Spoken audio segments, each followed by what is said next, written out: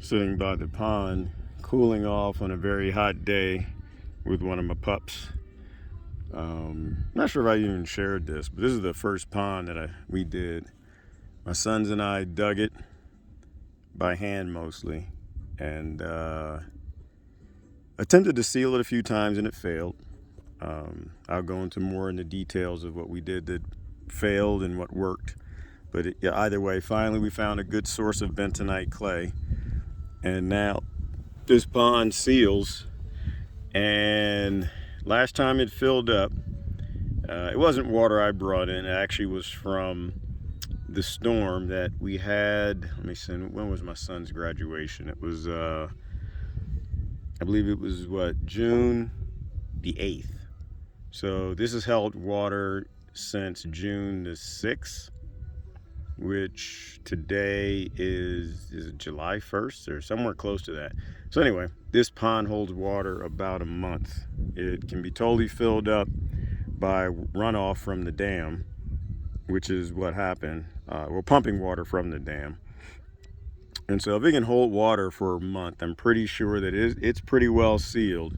It's just the evaporation, which can be reduced by obviously shade cloths and getting deeper. So this is more of a test of seeing if we could make a pond out of the clay out here, and if we could get it to seal. So we can. The bigger pond, which is behind it, which I can't show you. Well, I'm not gonna show you, it's not done yet. I might show you a little bit of the buildings of it. I kind of like to not talk about things until I've done them and I know what I'm talking about. So I know how to seal a small pond. The next pond, this one is about, I guess, about 30 feet across. The net, roughly 30 by 30.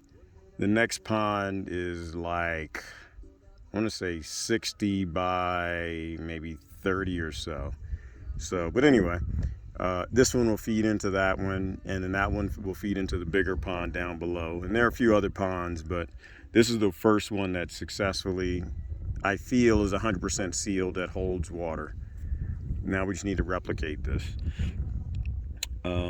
Used a couple different methods, putting down the clay, pounding in with the, I forgot what that's called. We'll call it a clay hammer. Let's make up words. And no, it's not a grater. I don't know what it is. Anyway, pounding the clay in, mixing in with the other clay. And what this is bentonite clay. As you can see, when it gets wet, it puffs up, sometimes almost, they say 100 times, maybe more, its original size.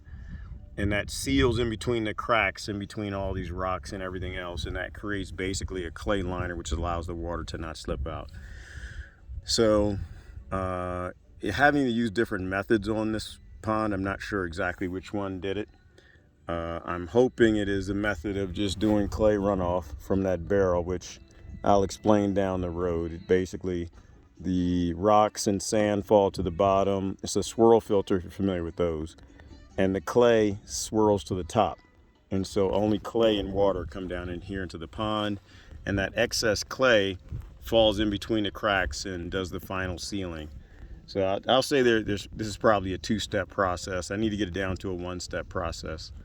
So one of the next ponds, we'll do it completely just with the runoff from the barrel. Because, that being the case, then that means you can dig a hole, set up as many barrels as you need, and just have that runoff seal the pond for you. And that's the beginnings of automated creating ponds in the desert. And that is one of the projects on my list.